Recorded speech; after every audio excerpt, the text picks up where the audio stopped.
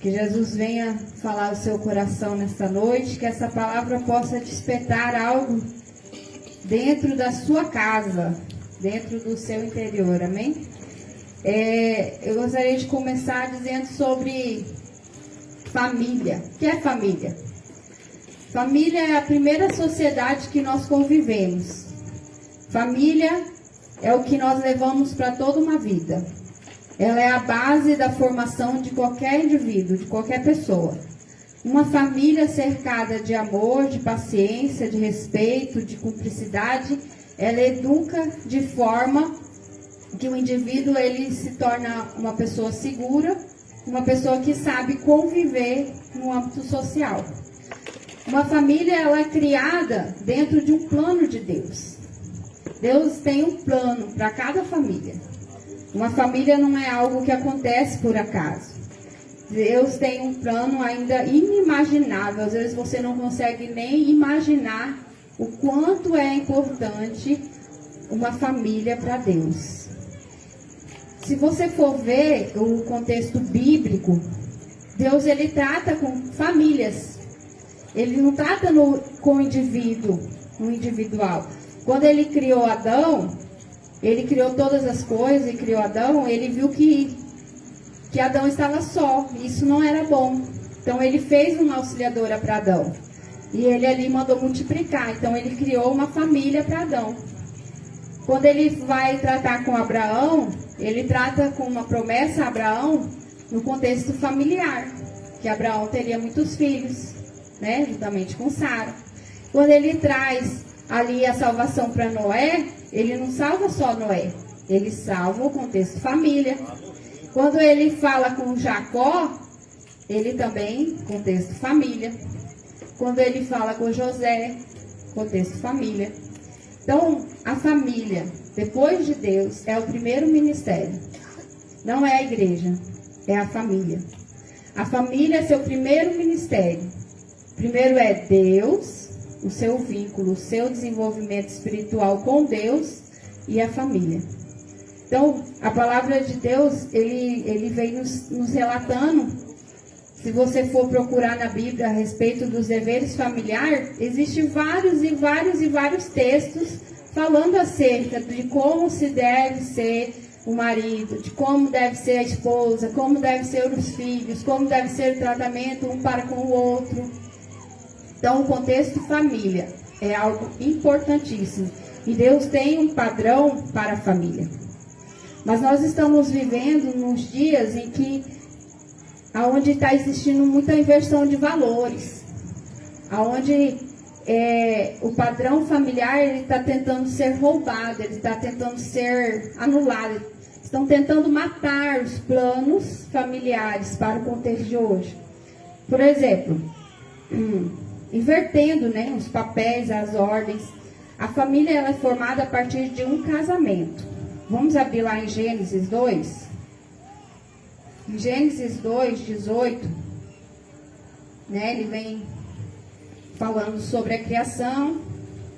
E aí em Gênesis 2, 18, primeiro livro da Bíblia,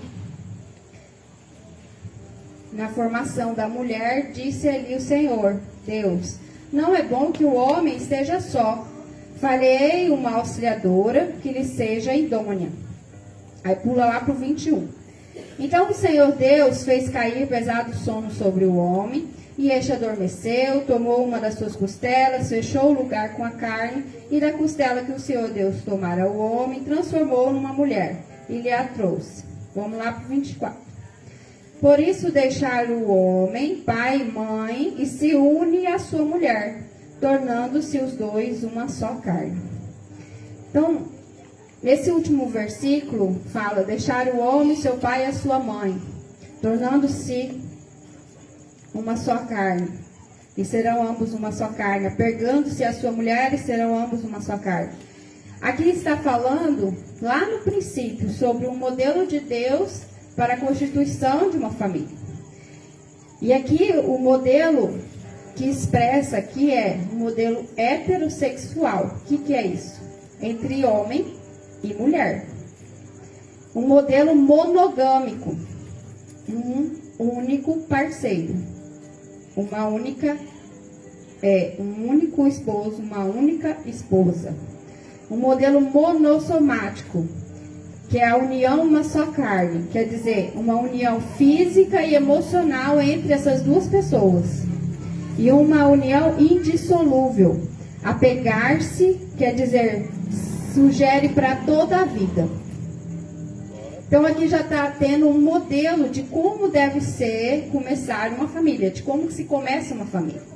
Então a família ela começa entre um homem e uma mulher, uma só, fazendo os dois tornando-se uma só carne, né? Num modelo onde se houver uma terceira pessoa, não é de Deus.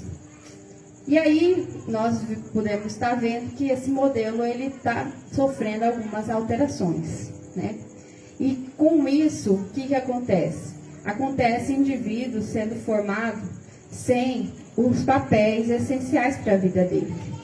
Porque dentro da família existe o papel do pai e existe o papel da mãe, que são diferentes e muito importantes para um indivíduo. E na falta de um desses papéis, exercendo na vida dessa pessoa, ela vai se tornar uma pessoa, um adulto, com a sua personalidade bagunçada. E aí ela vai sofrer algumas consequências durante a sua vida. Vou citar aqui alguns dos papéis do pai, por exemplo. Papel do pai. Os pais são os nossos modelos de capacidade, de liderança, de direção, de limite, de segurança, de exortação, de correção. Esse é a figura paterna. E o pai, ele é responsável por nos trazer essa referência paterna diante de Deus. Quando nós temos uma ausência de paternidade, da figura paterna em nossas vidas, nós nos tornamos pessoas inseguras, carentes, frustradas, com crise existencial, não conseguimos concluir o que começamos, não persistimos nos nossos projetos. Então, a ausência paterna, e muitas vezes desencadeia também a questão de doenças psicossomáticas, que é doenças da alma, doenças emocionais, por uma carência de paternidade. Para você ver algo tão interessante, que a mulher, ela sofre mais com a carência paterna do que exatamente o homem. Porque a mulher, a minha filha, por exemplo, quando ela se arruma, ela não vai perguntar para mim se ela está bonita. Ela pergunta para o pai dela se ela está bonita. Ela quer uma afirmação dele de que ela é bonita. E quando ela for procurar um relacionamento, ela vai buscar inconscientemente alguém que tem o perfil dele. Porque ele é a referência de homem na vida dela. Entende a importância de um pai? E o pai, ele exerce o sacerdócio, que é a questão de orar, a questão de dar o exemplo, de interceder por sua família, de ter uma vida com Deus, de ensinar, de orar, de mostrar a direção, o caminho certo. Isso é função de sacerdote dentro de uma casa. Né? E quando há um dano, quando não há esse modelo, quando esse modelo não vai por esse caminho, e acontece algumas ausências nesse sentido, do homem não exercer essa função no seu lar, ele prejudica não só essa questão que vem na personalidade da criança, porque a criança, o caráter dela é formado até os 7 anos de idade. O caráter de uma pessoa adulta é formada dentro de uma criança até os 7 anos de idade. E esse caráter ele é formado no âmbito familiar, hein? Com o pai e com a mãe. É nós, pais e mães, que damos referência para a formação de um caráter de uma pessoa, de um indivíduo, que é os nossos filhos. Vocês entendem a importância que nós temos na vida de um filho? Deus, ele nos dá filhos como se fossem emprestados para nós devolvermos a ele. E aí nós temos a nossa função a desempenhar na vida deles. E tudo está na Bíblia, amados. Tudo está na Bíblia. Às vezes sai algum estudo, eu gosto muito de estar acompanhando estudo de pessoas da área da psicologia, que eles fica surpreso por descobrir coisas que já está na Bíblia. Um exemplo, esses dias atrás, ainda vou falar sobre isso, mas esses dias atrás até estava compartilhando com a minha mãe, que fizeram um estudo que as crianças precisam ter contato com as histórias dos avós. Que elas precisam escutar aquelas histórias que os avós contavam, do lobisomem, ou do quem era o bisavô, de quem era o tataravô. Elas precisam ter esse contato com as histórias das pessoas mais velhas. E na Bíblia, lá em Tito, fala que as pessoas mais velhas devem trazer as suas histórias, seja de fracasso, de graça ou de desgraça, para os mais novos, para que eles aprendam com isso. A Bíblia já fala isso. E aí eles descobriram por quê? Porque hoje em dia as crianças estão tão envolvidas com a tecnologia que não gasta-se mais tempo. Na minha época, até falando com a minha mãe, que a gente ficava horas na calçada contando história, o que é, e não sei o que lá, o bicho do pé, e não sei o que lá, e contando histórias às vezes dormia lá escutando história do vô, da avó, aquelas histórias mirabolantes. Mas isso traz para a vida da criança que recebe isso, traz senso de pertencer. Senso de pertencer a uma família, senso de pertencer a uma geração, senso de pertencer a alguém ou a algo. E aí hoje em dia as nossas crianças não têm mais esse convívio. Está tão ocupado com coisas, com tecnologia, que muitas vezes não para ouvir mais o vô, não para ouvir mais vó, nem bisavó, nem ninguém. E aí fica assim, há uma carência afetiva e há uma questão de crise existencial. Não sabe ao que pertence, não sabe quem ela é, quem é a sua família, qual é a importância da sua família, sabe? Antigamente a gente tinha muito cuidado de não magoar os nossos pais, de fazer coisa errada, né? De humilhar a família e tal. E hoje já não tem mais isso, está se perdendo isso. E aí esse estudo revelou que os pais, os filhos, no caso, precisam ter esse contato com os mais velhos, com os avós, precisa ter essa troca, sabe, de experiência, até mesmo de geração, né? Às vezes eu falo pra minha filha, vai lá, conversa com a Bisa, pergunta pra ela como que era na época dela, como que ela namorava, como que ela dançava, como que ela saía, o que ela fazia. Que é muito diferente do que é hoje, na época da minha mãe. Aí eu falo pra minha mãe, converse com ela, explica pra ela como que era na sua época, para despertar esse senso de existência, para despertar olha, eu pertenço a uma família que na geração da minha avó era assim, na minha mãe era assim. E isso é importante. Isso é muito importante. Então, também tem o papel da mãe. Através da mãe, aprendemos a receber e somos alimentados. Quando ninguém nos compreende, a mãe nos compreende. Quando estamos em perigo, ela sempre. Ela sempre acredita em nós. Uma mãe presente produz em nós sensibilidade, facilidade para aprendermos, confiança, autoestima, facilidade de se expressar. São nosso modelo de vínculo e nutrição, organização. A ausência materna, ela causa dificuldade em confiar, em se relacionar, tendência a se isolar, constrangimento acerca de si, dificuldade de aceitação e autocríticas. Então a criança ela se torna uma menina insegura ou um rapaz inseguro. Já os homens, eles já têm mais esse lado mais afetivo com a mãe, né? Ele já é o contrário, né? Você já reparou que é o contrário, né? O homem, ele tende a buscar mais na mãe. Então, assim como a menina vai procurar alguém que parece com o pai, ele também vai procurar alguém que parece com a mãe. Viu, mães? Não fique com ciúme quando eles trazem a nora para vocês conhecer, porque ele vai buscar a referência sua na mulher deles. Mas é assim, e a mãe, ela nos prepara para termos essa sensibilidade para o Espírito Santo, né? Para você ver o seu papel como pai e como mãe, quanto é importante também para definir a questão espiritual dos seus filhos. Em Colossenses 3, vamos abrir lá? Colossenses 3. Tá dando para entender bem? O som tá bom? Né?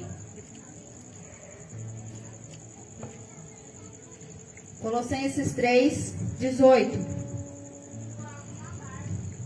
Como eu disse, tem vários livros que falam sobre os deveres da família. E esse é o que eu achei assim, bem resumido. E Efésios 5 e 6 fala muito sobre essa questão. E em 1 Pedro também fala, Mateus. E em Colossenses 3, 18, 21 diz assim, ó. Esposas, sede submissas aos próprios maridos, como convém no Senhor. 19. Maridos, amai vossa esposa e não a trateis com amargura. Filhos, em tudo obedecei a vossos pais, pois fazê-lo é grato diante do Senhor. Pais, não irriteis aos vossos filhos, para que não fiquem desanimados. Amém? Então, a palavra ela vem nos referindo, nos trazendo sobre alguns deveres e obrigações. E o papel fundamental da família é o de amar, de cuidar, de proteger, de dar limites, de formar o caráter.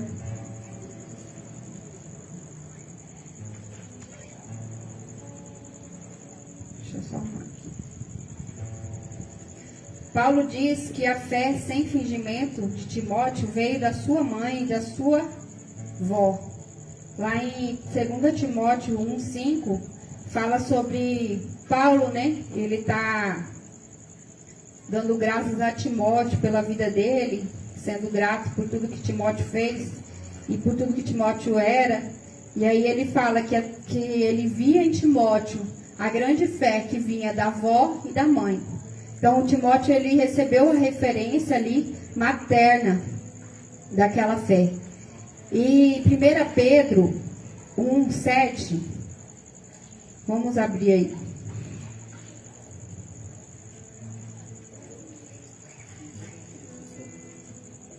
Fica lá no finalzinho. 1 Pedro 1. Mulheres, sede vós igualmente submissas a vosso próprio marido, para que, se ele ainda não obedece a palavra, seja ganho sem palavra alguma, por meio do procedimento de sua esposa. E lá no 7, diz assim: maridos, vós igualmente vivei a vida comum do lar, com discernimento, e tendo consideração para com a vossa mulher, como parte mais frágil, tratai-a com dignidade, porque sois juntamente herdeiro da mesma graça de vida, para que não se interrompa as vossas orações.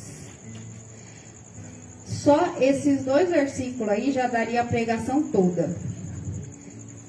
Porque aqui fala sobre a questão, se você ler aqui todo o versículo, todo o capítulo 3 de 1 Pedro, ele vem falando que a mulher ela deve ser de comportamento honesto, deve ser cheia de temor, deve ser mansa, deve ter um coração bom, né? E aí vem esse versículo falando, algo que me frisou muito, é essa questão aqui. Somos herdeiros da mesma graça de vida, para que não se interrompa as vossas orações, né? Tratai com dignidade. Homens, agir com sabedoria e consideração com a sua esposa. Amar, ser fiel, cuidar e zelar pela necessidade da família. Planejar com a sua esposa o que deve ser feito. Auxilie ela nos seus afazeres, porque hoje em dia as mulheres não só mais ficam em casa cuidando de casa e dos filhos, elas também auxiliam vocês na questão de trazer algo para dentro de casa. Então, aqui vem falando, nós lemos em Colossenses, 1 Pedro, sobre o dever do homem e o dever da mulher dentro do casamento. Eu comecei falando sobre a questão de paternidade, maternidade, e agora falando sobre o dever do homem e da mulher dentro do casamento. E dentro do casamento, aqui nesse versículo 7 de 1 Pedro, fala que nós, mulheres, devemos ser tratadas como parte mais frágil. E devemos ser tratadas com dignidade, né? Para que porque nós dois, homens e mulheres, somos herdeiros da mesma graça divina.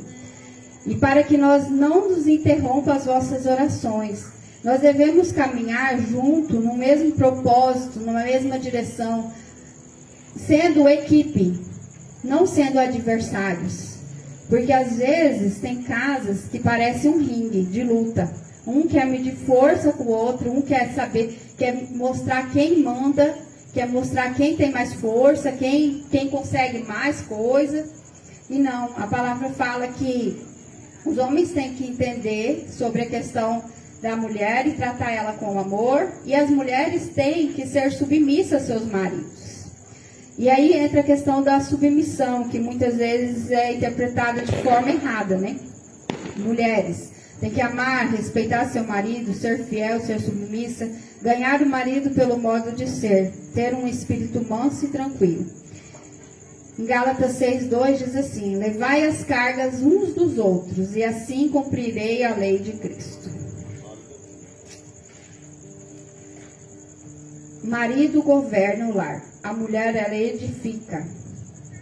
A família precisa desenvolver um ambiente de diálogo, onde todos podem dizer o que sente e o que precisa, e onde uns motivem aos outros e os constranja em amor.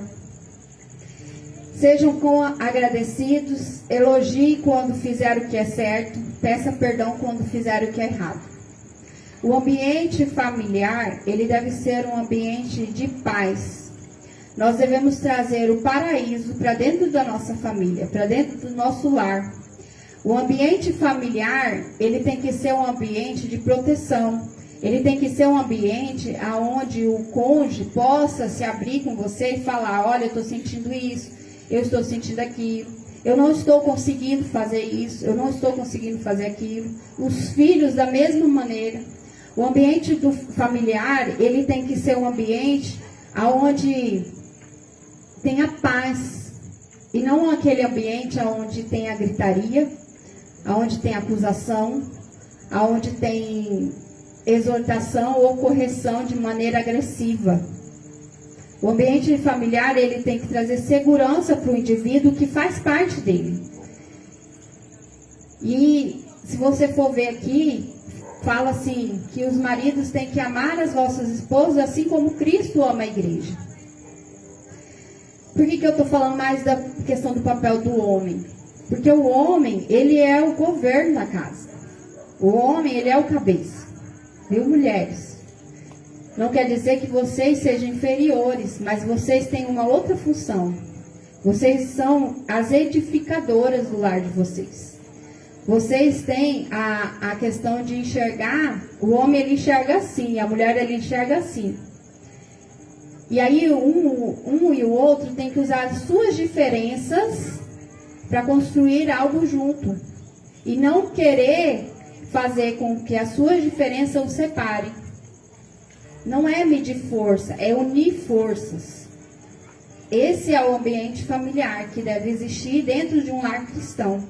Em Efésios 4:29 diz assim: não saia da vossa boca nenhuma palavra que acuse destruição, mas somente a que seja útil para edificação, de acordo com a necessidade, a fim de que comunique graça aos que ouvem. Não é o seu muito falar e não é o seu tom de voz que vai fazer o outro escutar você ou vai fazer com que ele seja convencido de que você está certo ou de que ele está errado. Não é isso que vai fazer. Muitas vezes eu falo para as esposas: pastora, isso aqui, isso aqui, isso aqui. Calma, respira, deixa o abacaxi descer.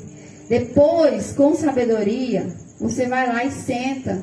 Não tenta resolver as coisas, muitas vezes, no calor da emoção, que não vai dar muito certo. você vai perder a razão.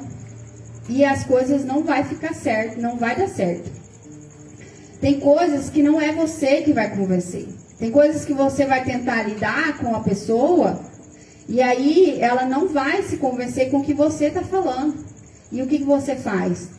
Você vai orar. Porque às vezes você vai estar errado. Ou às vezes ela vai estar errada. E aí entra o Espírito Santo e vai mudar o que precisa ser mudado. Nós precisamos ter essa maneira de conviver, de viver, sabe? E é isso que a palavra vem nos falando aqui. Sobre essa questão do não sejam interrompidas as vossas orações. Quer dizer na questão de que como que Deus vai responder a oração de alguém se ela está nesse âmbito de discussão, de discórdia, de ciúme, de briga, de intriga? Como que essa oração vai chegar até Deus? Entende? E missão e submissão. Submissão é a missão de ajudar a outra pessoa na missão dela. Qual é a missão do seu marido? Você sabe? Mulheres, vocês são submissas. Submissão é ajudar o seu esposo na missão deles. Então vocês têm que saber qual é a missão do seu esposo.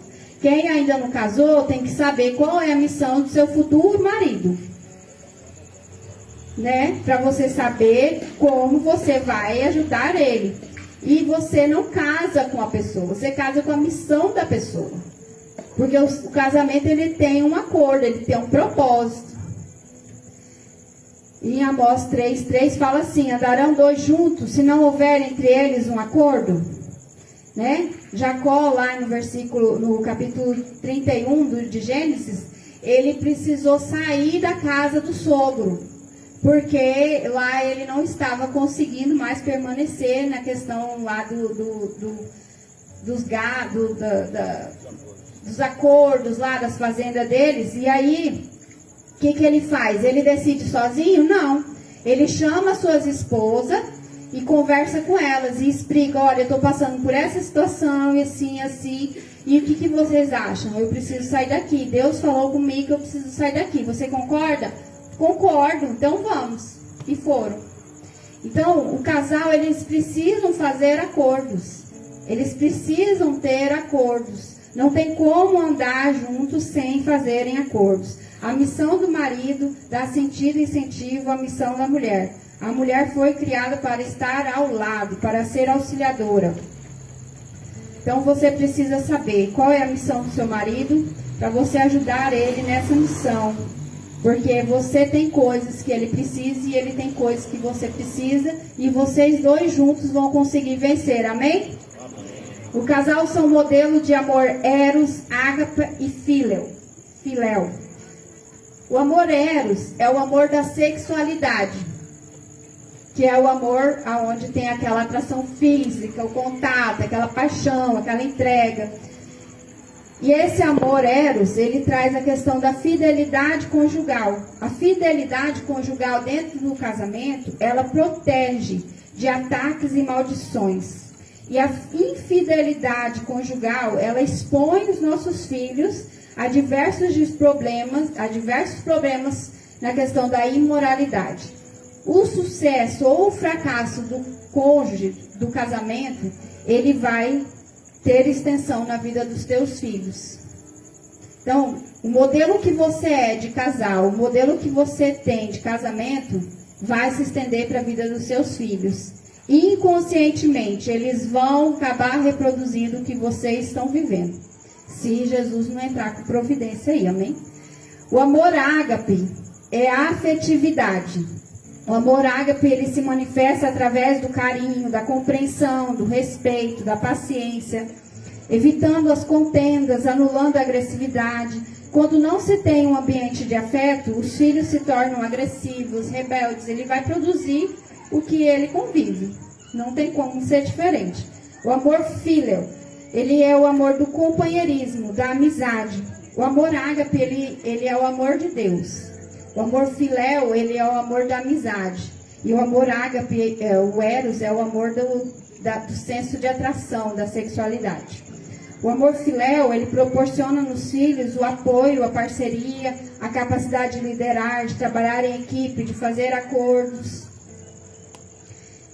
E então, sua família, ela tem sido um time que trabalha juntos, que tem o propósito de vencer, ou ela tem sido mais para um ringue de luta?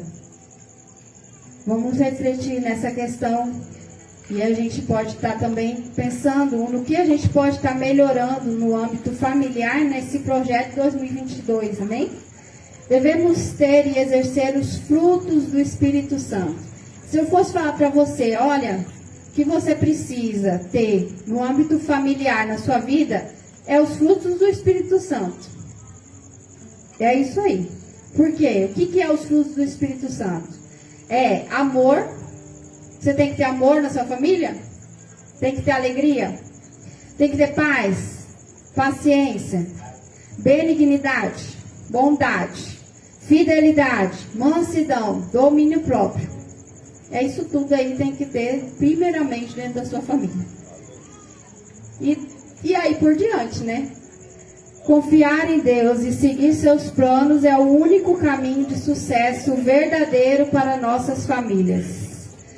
Em Salmo 127, 1 diz assim: se o Senhor não edificar a casa, em vão trabalham os que edificam. Muitos se casam e não se perguntam, por que existe a família? Trabalham, se esforçam, compram coisas, constroem, têm filhos, mas você sabe o porquê e a importância disso? A família é o principal lugar de formação da nossa vida. A semelhança de Jesus, aonde o nosso caráter é formado, aonde somos instruídos a crer. Nela aprendemos a praticar o amor, a humildade, a paciência, a bondade, a mansidão. Aprendemos as responsabilidades, a disciplina, a sujeição, o serviço, o respeito. Aprendemos a perdoar, a confessar, a suportar, a negar a si mesmo, a exercer autoridade, a corrigir, a sofrer, a orar e a confiar em Deus. Onde você exerce tudo isso? Dentro da família. No contexto familiar, seja com filhos ou sem filhos, marido, esposo, pai ou filhos, você vive tudo isso dentro da família. Homens e mulheres mais velhos, como eu disse, né, tem essa responsabilidade de educar, de instruir, de mostrar com as suas histórias, com o seu sucesso, com os seus fracassos, como é a sua família, para os mais novos. Decida honrar a sua família. Amados, quando você... Eu vou falar mais para baixo. Honrar significa admiração, demonstração de respeito, fazer diferença, demonstrar que a pessoa é importante na sua vida. Devemos valorizar e honrar as pessoas que fazem parte da nossa vida. Mas não é quando elas morrem, é hoje. Devemos valorizar hoje, devemos amar hoje, devemos pertencer hoje, devemos elogiar hoje, devemos presentear hoje. Amanhã não nos pertence. Amanhã não existe. E até nesse sentido existe uma inversão. Porque às vezes a pessoa faz um aniversário e você existe uma dificuldade para ir lá, para mandar uma mensagem, ou para elogiar aquela pessoa, ou mandar um presente, ou estar lá com ela simplesmente.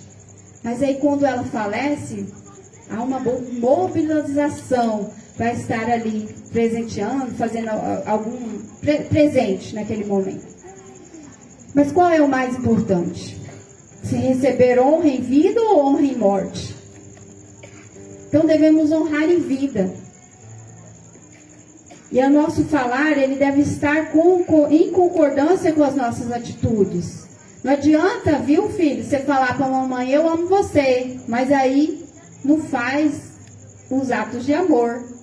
Ah, meu esposo, eu te amo, mas cadê os atos de amor? Ah, meu marido, eu te amo, mas cadê os atos de amor? Filhos, dê valor a seus pais. Sejam gratos por tudo o que eles fizeram e ainda fazem por você. Lá em Provérbios 23, 25, fala assim, que os filhos devem alegrar os seus pais e a sua mãe. E sejam obedientes, aceite a autoridade deles. Honre teu pai e a tua mãe. Um erro muito grave. Não fale mal dos seus pais. Olha para você ver como é sério. Lá em Mateus 15:4 fala assim, ó. Quem maldisser o seu pai ou a sua mãe seja punido de morte. Como é sério. Como é importante o papel de uma mãe e de um pai na vida dos seus filhos. Então a palavra diz, honre a teu pai e a tua mãe, respeite. Você deve obediência a eles, deve respeito a eles. Já no contexto de solteiro, obedeça. No contexto de casado, irmãos, já não tem mais essa obrigatoriedade, porque aí você já é marido e mulher. Então, o marido e mulher já é mais do que o pai e a mãe. Aí você deve honrar seu pai e a sua mãe, mas não deve obediência quando você é casado. Porque aí você já é uma só carne com uma outra pessoa, amém? Entendem?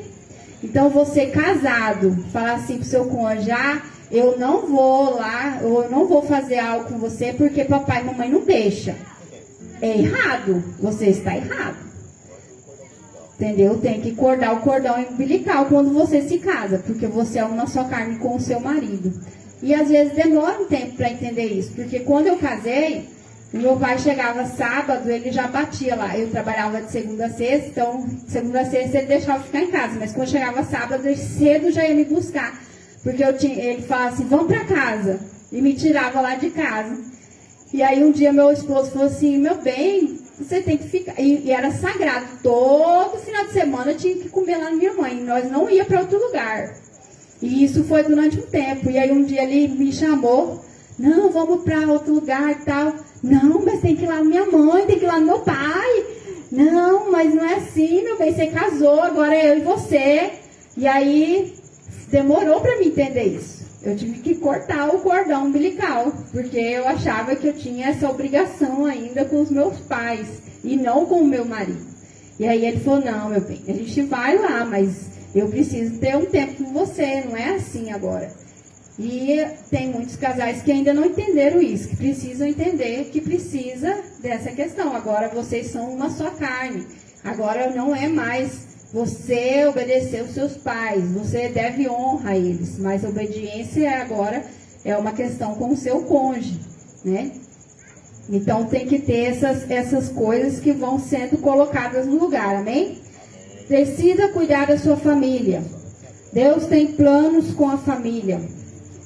Mas se alguém não tem cuidado dos seus, em 1 Timóteo 5:8, é um versículo bem forte, né? Que fala assim, ó. Mas se alguém não tem cuidado dos seus, e principalmente dos da sua família, negou a fé, e é pior do que o infiel. Amados, eu creio que aqui na nossa igreja, a gente tem muito cuidado nessa questão de não inverter a ordem das prioridades. Mas existem igrejas, existem locais em que a família é deixada em segundo, terceiro ou quarto plano. Que às vezes é nem valorizada, porque a pessoa acha que o ministério, que o servir o ministério é mais importante do que qualquer coisa na vida dela. Inclusive teve uma vez que ele já até testemunhou aqui, que ele estava tão envolvido com as coisas da igreja e tal, e fazendo, e ajudando pessoas, e mexendo para lá e para cá, que a gente não tinha nosso tempo de qualidade, a gente não conseguia conversar de maneira assim que realmente ele me desse uma atenção, e eu cheguei a um ponto, eu não sou uma pessoa ciumenta e nem ele, mas eu cheguei a um ponto de estar com ciúme dele estar conversando com os irmãos da igreja, dando toda uma atenção, e quando era a minha vez, ele já estava desfalecendo. E aí eu fui conversar com ele, falei assim, olha, eu gostaria muito que você me desse essa atenção que você tem dado a outra pessoa. E aí foi aonde, no momento ele não entendeu, por isso que eu falo, eu já ensinei isso para várias irmãs aqui, e eu fui orar. Falei, Deus, se eu estiver errado, que o Senhor me trate comigo. Agora, se eu estiver errado, que o Senhor trate com ele. E aí, ele não entendeu na hora que eu falei, que ele achou que não, que ele estava certo. Mas aí, Deus tratou com ele justamente nesse versículo aqui. Mas se alguém não tem cuidado dos seus, e principalmente dos da sua família, negou a fé. E é pior do que o infiel. Então, sua atenção tem que ser, primeiramente, para o seu cônjuge, primeiramente, para os seus filhos. E é cônjuge primeiro, viu? É cônjuge, não é filhos, é cônjuge. O seu cônjuge é mais importante do que os seus filhos. Porque você não é uma só carne com os seus filhos, você é uma só carne com o seu cônjuge. Então, depois, ele começou a entender isso e nós começamos a ver que, de fato, se você não estiver bem dentro da sua casa, se você estiver brigado com sua esposa, como que você vai servir outra pessoa? Como que você vai servir na igreja? Se você estiver com seus filhos ali que não está bem, como que você vai ter para poder servir para outras pessoas? Se você não estiver bem dentro da sua casa, você não vai estar bem para ajudar outras pessoas, não é verdade? Então, de fato, você tem que cuidar da sua família, primeiramente. A sua família, ela tem que caminhar com você. A sua família, quando você está envolvido no projeto, na igreja, ela tem que estar do seu lado. Quando você está envolvido em alguma questão, ela tem que estar caminhando junto com você. Ela tem que estar do seu lado. Ela tem que estar envolvida nas coisas junto com você. E não é por obrigação, amados. É por amor. Tem uma coisa que eu oro muito. É para que a minha filha, meus filhos, eu não quero. Eu já falei para o meu bem, e já até, acho que há um tempo atrás, eu já ministrei essa palavra antes e... Eu não quero que os meus filhos sirvam a Deus porque nós somos pastores. E não é isso o correto. Porque os nossos filhos, eles são como seus filhos. Eles têm que aprender, eles têm que crescer, eles têm que receber a palavra, eles têm que receber a Jesus, eles têm que aceitar a Jesus. E eles têm que tomar uma decisão. Não é porque eles são os nossos filhos, não é porque eles são filhos do pastor Hugo, da Maísa, não é porque eles são os filhos do pastor Walter, que eles já são salvos, que eles são diferentes dos seus filhos. Esse peso não deve existir na vida deles, porque eles são como qualquer outra criança. E eles vão ter que receber a palavra, eles vão ter que ser tocados, eles vão ter que ser ministrados, eles vão ter que aprender. Para aí eles tomaram a decisão de servir a Deus. E eu oro a Deus para que a minha filha, assim como Jesus, como eu tive um encontro com Deus, ela também tenha. Porque eu mostro para ela, eu sento com ela, eu faço um devocional com ela, e a gente ora sempre com eles, a gente mostra a alegria que é de servir a Deus. A gente tenta preservar ao máximo eles, para eles verem o que é bom e não o que é ruim. Para que eles tenham essa experiência deles com Deus, para que eles não se frustrem. Porque eu conheço filhos de pastores que não gostam de crentes. Porque de tanto ver os seus pais machucados, seus pais feridos por algumas situações que foi gerado na igreja, por ter essa cobrança dentro deles, por eles ser exemplo, por eles terem que ser exemplo, porque eles são filhos de pastores. E eles não querem aceitar Jesus, eles não querem Jesus na vida deles. Porque eles acham que servir a Jesus é um fardo muito terrível. Porque eles cresceram a vida inteira sendo comparados. Irmãos, não compare seus filhos. Não compare seus filhos com filho de ninguém, com pessoa alguma. Porque o que eles têm, outros não têm. Os seus filhos são uma joia rara. São preciosos. Vocês têm que olhar para os seus filhos e falar, olha, é o bem mais precioso que eu tenho. É a herança do Senhor que deu para mim. E não comparar ele, que fulano é melhor do que você, que cicrano é melhor do que você. Não façam isso. Você vai ferir eles. Você vai fazer com que eles retrocedam na vida deles. Vocês têm que motivar eles a crescer, a se desenvolver. Esses dias atrás eu estava olhando para a Amanda e eu estava vendo assim, muitos defeitos dela. Cobrando demais nos seus defeitos. Eu falei, Senhor, me ajuda a ter o olhar de ver as qualidades da minha filha. Me ajuda a fazer com que ela desenvolva nos seus defeitos e com que eu exalte as suas qualidades. Porque a nossa tendência é fazer sempre cobrança. E quando chega a hora de elogiar, a gente não elogia. Não é verdade? É mais fácil criticar ou elogiar? Criticar, não é verdade? E aí o elogio passa desapercebido. Então, amados, cuidado. porque o bem mais precioso que nós temos é a nossa família. Em Efésios 4, 31, 32, diz assim: toda amargura, toda cólera, toda ira, toda gritaria, seja eliminados do vosso meio, bem como toda maldade. Pelo contrário, sede bondoso, compassivo uns com os outros, perdoando uns aos outros, da mesma maneira como Deus nos perdoa. Então, essa questão de gritaria, de xingamento, não deve existir em nosso meio. Não devemos proceder dessa maneira. Não é assim que deve ser feito. Temos que corrigir? Temos. A palavra fala sobre a vara da correção.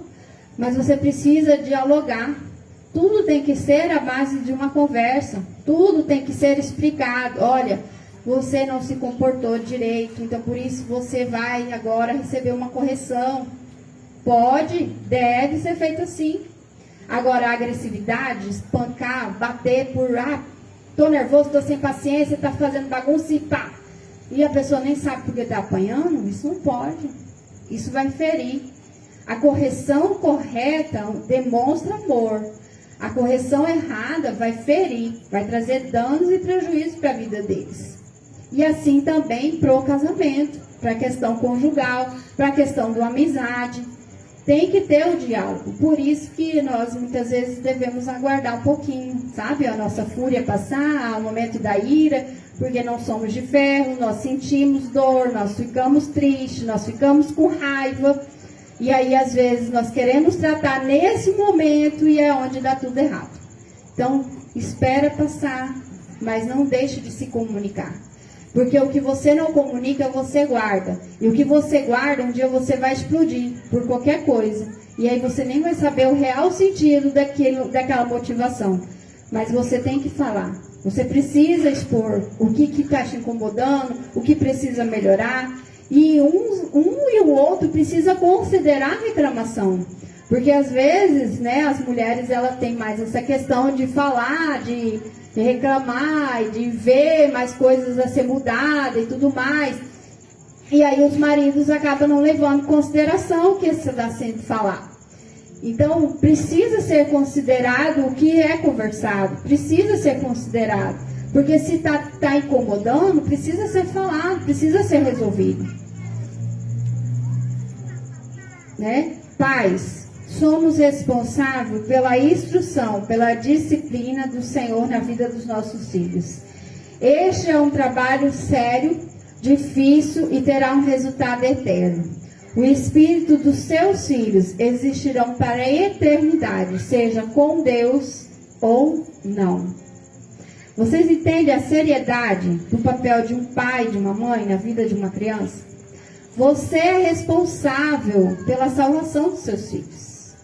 Até um determinado momento. Ensine o caminho onde deve andar, né? Para que ele cresça nesse caminho. Mas vai chegar um momento que ele vai tomar a decisão dele. Mas você tem que fazer a sua parte. Você tem que fazer a sua parte porque a maior meta de um pai, de uma mãe, deve ser a salvação dos seus filhos. O primeiro ministério, a primeira célula, o primeiro culto, a primeira palavra é ali, dentro da sua casa, que deve ser dita, que deve ser feita. Então, um dos alvos que você poderia colocar para o planejamento familiar de 2020 seria honrar alguém da sua família. 2022, isso. Honrar alguém da sua família. Quem não é casado e quer casar, encontrar a pessoa adequada. Tem até um testemunho de uma irmã aí. Falou, olha, eu coloquei lá no meu planejamento que 2022 eu iria estar... 2021 eu ficaria noiva, né? 2022 eu estaria casando. E ela, ó, deu certo. Então, quem tem esse plano aí, pode estar colocando no seu planejamento. Ajudar, né? Mais nas tarefas de casa. Irmãos, uma vez eu conversei sério com meu marido, foi para ele, olha bem, o negócio é o seguinte, se você me ajudar, eu não te ajudo trabalhando fora? Ele ajuda. Falei, então nós dois trabalhamos fora, nós dois chegamos cansados. Por que só eu tenho que fazer as coisas de casa? Tá certo isso? Não. Então vamos fazer o seguinte, se você me ajudar dentro de casa, nós dois vamos ficar felizes. Porque aí eu vou cansar menos, eu vou ter mais tempo para você. Então a gente vai fazer as coisas juntas, a gente divide a tarefa. Eu não vou ficar estressada porque eu estou fazendo sozinho, você está lá de boa. E aí nós dois vamos ficar felizes. Certo? Combinado? Combinado. Então quando ele... Hoje eu já nem cobro muito dele, né? A questão das coisas de casa, mas quando eu peço ele faz. Ele faz. E ele me ajuda. E esse é um papel do marido aí, viu? Ajude as suas mulheres, que vocês vão ser recompensados, né, irmãs? Ter o dia da família, né? Ter o dia do casal é muito importante. Desenvolver os frutos do Espírito Santo no lar. Fazer um culto no lar. Isso, nós experimentamos essa experiência quando não podia mais estar fazendo os cultos, né? E aí a gente tinha os cultos online e a gente estava fazendo os cultos no lar. E foi muito bom isso. A minha filha, por exemplo, ela aceitou Jesus no culto do lar. O Wesley ministrou uma palavra e ela começou a chorar. E aí ele falou assim, filha, você quer aceitar Jesus? Pai, como que é isso? Ele explicou. E ela, eu quero, pai, aceitar Jesus. E foi assim, algo maravilhoso. E foi algo muito bom. E eles cobravam isso da gente. Porque era um momento deles estar aprendendo, deles fazerem as perguntas dele, no que eles não estavam entendendo, a gente orar junto, eles orarem também, né? Então, dialoguem, projete algo junto, para que vocês possam melhorar esse âmbito da sua família, sabe? Faça com que esse momento familiar de vocês seja prazeroso. Faça com que quando o seu marido chegar em casa, ele queira ficar na sua casa. Porque tem marido, irmãos, que eles acabam o serviço e eles não querem voltar para casa. Porque chega em casa é só discussão, é só cobrança, né? Então, faça o lar de vocês ser um lugar agradável, um lugar bom, um lugar de paz, um lugar aconchegante, um lugar limpo, um lugar onde a pessoa gosta de estar, um lugar confortável. Porque ali tem que ser o primeiro pedacinho de céu, é o seu lar. É ali que vocês têm que gostar de estar no seu lar, vocês têm que gostar de estar junto com a sua família, vocês têm que gostar de estar celebrando com a sua família, de estar vivendo em comunhão, de estar comendo juntos, de estar orando juntos. Se você vê sua mulher ou seu cônjuge entristecidos, queira saber o porquê, né? Antes de você estar falando, blá, blá, blá, blá, blá, blá. Porque os homens, irmãs, eles demoram uns 10 minutos para chegar em casa depois que eles estão em casa. Então, quando eles chegam, não vai desencadeando já a falar, porque tá faltando isso, porque nós temos que ir no mercado, porque não sei o quê, porque fulano brigou, porque ciclano teimou, que não sei o quê, não sei o quê. Não, dá um tempinho para ele, deixa eles chegar, deixa eles, né, tomar um banho, deixa ele sentir a casa limpa, organizada. E aí você senta, dá uma atenção para ele. Queira saber como que foi o dia dele, porque às vezes você acha que só você sofreu, mas ele também pode ter sofrido. Elogie, né, o que ele faz de bom. Viu, irmãos? Também a sua esposa. Porque não é fácil ser mãe, não é fácil ser dona de casa. E é um trabalho assim que às vezes, muitas vezes a gente trabalha fora e ainda trabalha em casa. E a gente quer fazer de tudo, para tudo dar certo. E às vezes algumas coisas ainda fogem do controle. E a gente não recebe nenhum muito obrigado por isso. Mas vamos ser mais agradecidos. Vamos usar mais as palavras de compaixão, de amor, de elogio. Porque essa pessoa que está com você, que faz parte da sua família, ela tem que estar com você na eternidade também. Então a primeira pessoa que você tem que apresentar Jesus é para essa pessoa que está dentro da sua casa. E aqui nós lemos que não é o muito falar, é o fazer. Não é você ficar falando que você vai convencer. É as suas atitudes, é a sua demonstração de amor, de carinho, de afeto, de cuidado, de zelo, de gratidão, que vai mudar e vai transformar a vida do outro. Bem, se coloque de pé, vamos estar orando. Se você ainda não escreveu aí no seu projeto familiar, escreva. Tem muitas coisas interessantes que você pode estar fazendo na família, né? Brinque mais, e brigue menos. Seja o propósito, amém? Vamos orar. Senhor, meu Deus e meu Pai, graças nós te damos por este culto, por esta palavra. Que o Senhor, ó Deus, venha ministrar em nossas vidas. Que nós possamos ser como exemplo, Pai. Exemplo, Senhor, que nós possamos ser, ó Deus amado, um canal de bênção. Que possamos, ó Deus, instruir os nossos filhos no caminho a qual eles devem andar, com sabedoria, com amor, com bondade. Que eles possam, Senhor Deus, crescer. Que eles possam desfrutar do melhor do Senhor. O Senhor, Deus amado, esteja com cada um de nós. Nos ajude a ser esposa, nos ajude a ser o marido, nos ajude a ser o cônjuge, qual dentro da família nós precisamos ser, Deus. Que possamos ser exemplo, que possamos estar firmados, arraigados no Senhor. Que possamos, Senhor Deus amado, estar recebendo do Senhor os frutos do Espírito Santo, para que possamos, ó Deus amado, exercer esses frutos, ó Pai, no ambiente familiar, que são os próximos, que são, Senhor, os mais próximos a qual nós temos. Que a Tua palavra diz: amai uns aos outros. E que nós possamos, Senhor, nos entregar, assim como o Senhor nos entregou, ó Pai. Que possamos, Senhor Deus amado, fazer, ó Deus, fluir, Senhor, no âmbito familiar, a Tua presença. Que possamos, Senhor Deus amado, fazer, ó Deus, através de nós, que o Senhor alcance os nossos filhos. Que através de nós o Senhor alcance os nossos familiares. Que através de nós o Senhor tenha misericórdia. Meu Pai, que toda orquestração de Satanás para destruir a família, para destruir o contexto familiar, do padrão, do Senhor, que caia por terra em nome do Senhor Jesus. Porque nós sabemos, ó Pai, que Satanás tem tentado contra, ó Deus amado, os princípios da família, querendo destruir, querendo, ó Pai amado, acabar com a consolidação dos casamentos, querendo, Senhor Deus amado, destruir com as vidas e os planos e os propósitos do Senhor na vida familiar, na vida dos nossos filhos.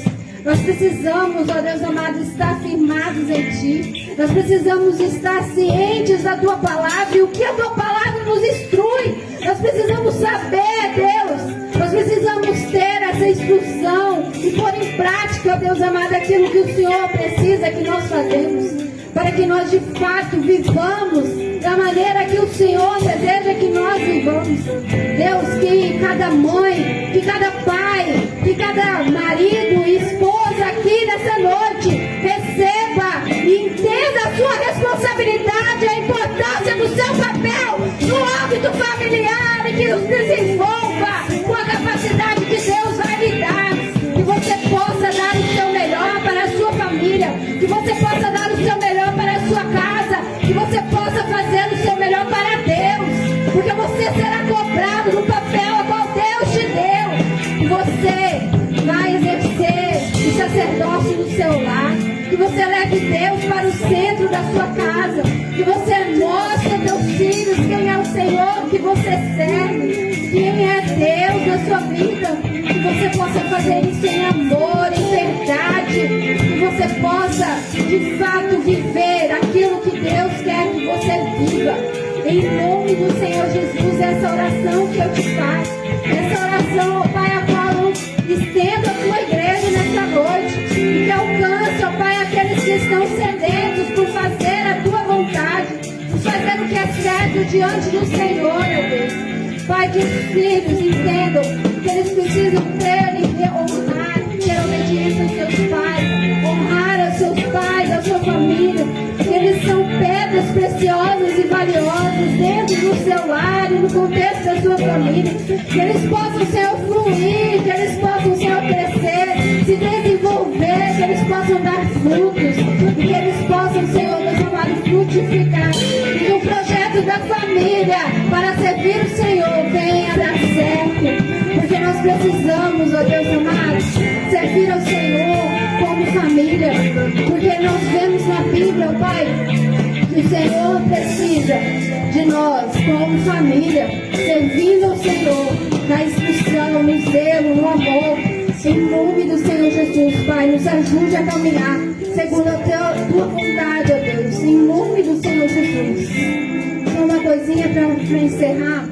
Jesus, ele nasceu no contexto familiar. Jesus, ele cresceu no contexto familiar com pai e mãe. Jesus, ele foi instruído como uma criança normal. Jesus, ele teve que aprender a orar. Jesus, ele teve que aprender a escrever, aprender a ler. Jesus, ele veio e foi gerado dentro de uma família. Para você ver a importância que uma família tem. Jesus, sendo Deus, ele foi criado dentro de um contexto familiar. Amém? Aleluia. Você pode dizer: eu decido, eu e a minha casa, eu e a minha família serviremos ao Senhor. Amém? Você pode falar antes: eu e a minha casa, eu e a minha família serviremos ao Senhor. Aleluia. Que palavra poderosa, querido. Família. Quando você vai lá para o livro de Timóteo, Paulo escrevendo para ele e falando daquele que deseja, o episcopado, aquele que deseja ser algum ministro, aquele que deseja ser usado no altar, ele vem dizendo que governe primeiro a sua casa. Olha qual é importante. Então, para você governar bem a igreja, para você fluir no Espírito Santo no altar, você deve primeiro cuidar bem da sua casa, cuidar bem da sua família. Porque se você não cuida bem lá e você ministra aqui, você é um hipócrita. Então você não pode ministrar com hipocrisia. Porque antes das suas palavras chegar aqui, a sua vida testifica. E se a sua vida não testifica aquilo que você ministra aqui, você ministra no intelecto, não desce para o coração. E isso não gera nada na vida de alguém. Entendeu? Por isso que a pastora veio falando sobre a questão dos frutos do Espírito, que é amor, paz, alegria, mansidão. Então é lá no lar, é lá no casamento, é lá no âmbito familiar que os frutos do Espírito devem ser evidenciados. Porque é lá que é evidenciado e lá que também evidencia a falta. E é lá que nós somos treinados. Amém? Então é lá que revela se tem os frutos do Espírito ou se não tem o fruto do Espírito. Aleluia! Que Deus abençoe você. Irmão, pode tomar seus assentos mais um pouquinho.